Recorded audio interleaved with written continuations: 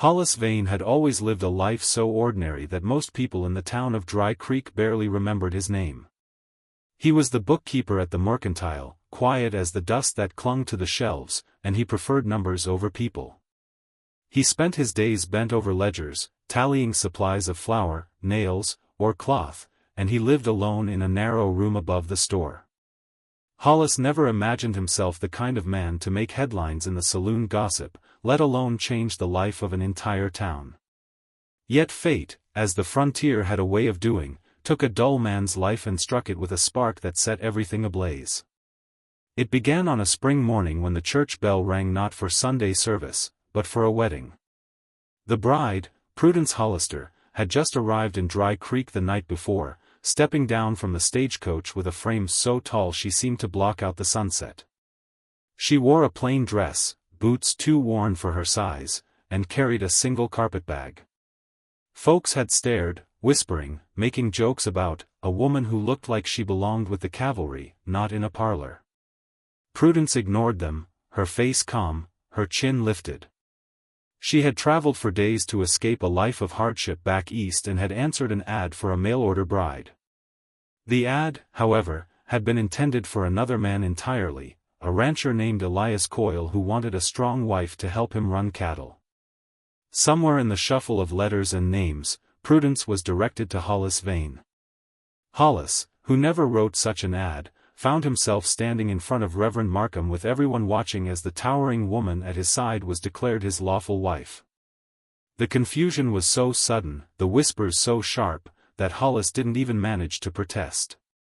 His mouth dried, his hands shook, and when the Reverend asked if he would take Prudence as his wife, he heard himself say, "I do."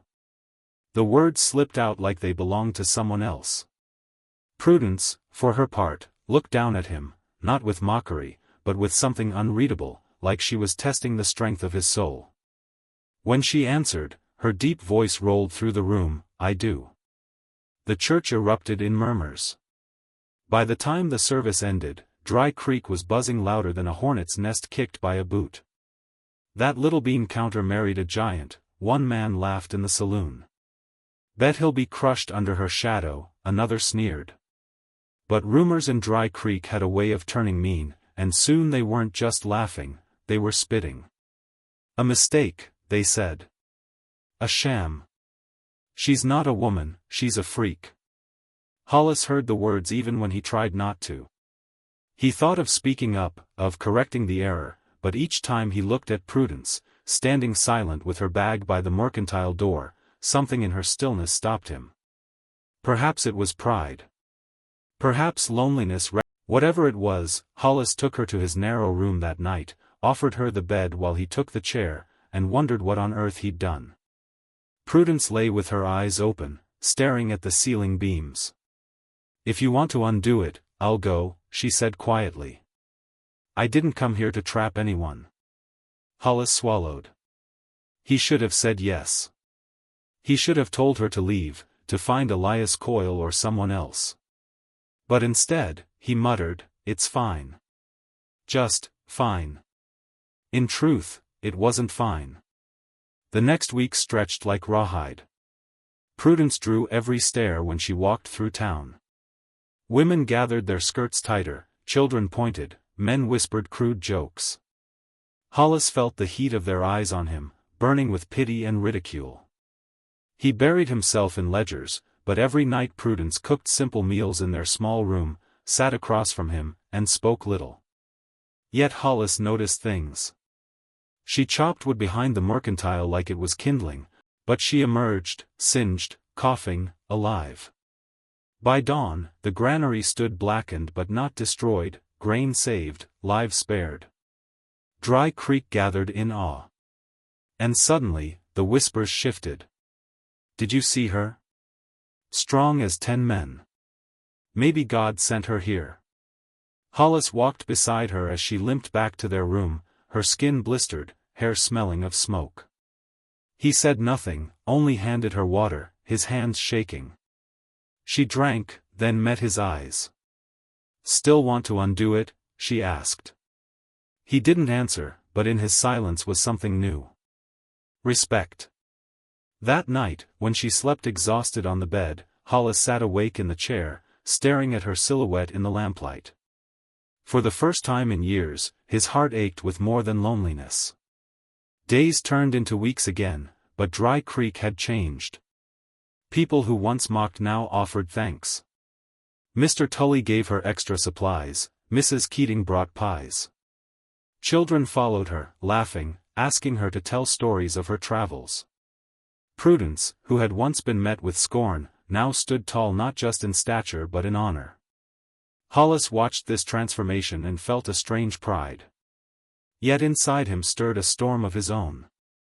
He still struggled with the looks people gave him, not of ridicule now, but of disbelief. How did a quiet bean counter win a woman like that, they asked with smirks. Hollis wondered the same. He lay awake at night listening to her breath, wanting to speak but too afraid. Then came Snake Morrison. Snake was the outlaw who'd haunted Dry Creek for years, a lean man with eyes like poison and a gang of cutthroats who raided ranches and robbed stages. He had a score to settle with Elias Coyle, the very rancher who'd placed the bride ad meant for Prudence. And when Snake learned that Elias had been spared and Prudence had married Hollis instead, he saw an opportunity. One evening, as the town gathered at the saloon, Snake and his gang rode in, guns flashing. "Where's the giant woman?" he sneered. "Heard she married a runt." Hollis froze as the gang laughed, but Prudence stepped forward, taller than every man there. "I'm right here," she said. Snake's grin widened. "Well then, maybe we'll make ourselves a trade. That granary you saved? Consider it payment. Tomorrow at sundown, we torch it proper unless you hand yourselves over, bean counter and giant bride." Gasps filled the room. Hollis's chest tightened. Prudence's eyes narrowed. "We won't bow," she said.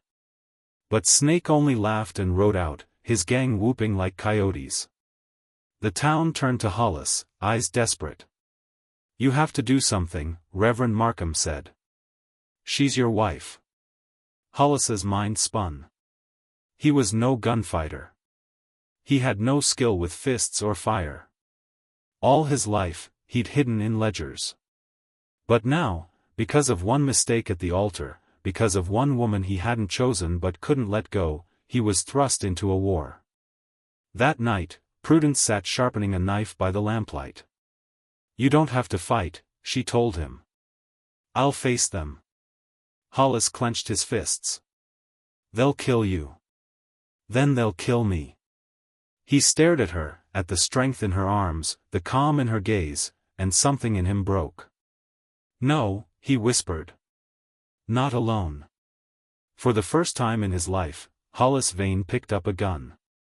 His hands trembled, but Prudence guided him, her large hands steadying his. "Breathe," she said softly. "Aim. Trust yourself." He trained all night, missing more than he hit, but refusing to quit. By dawn, he was exhausted, but something fierce burned in his chest. The sun set the next day red as blood. Snake Morrison rode in with his gang, torches in hand, ready to finish what he'd promised. The town gathered, frightened, unarmed. Hollis and Prudence stood at the edge of Main Street. Snake sneered. "There's the bookkeeper and his giant freak. Last chance, surrender, or watch it burn." Hollis's heart thundered, sweat dripping. He wanted to run, to hide. But Prudence stood tall beside him, and he remembered her words, "You're not small." He raised the gun. "You'll touch nothing," Hollis said, voice shaking but loud. Snake laughed, spurred his horse, and then the first shot rang out.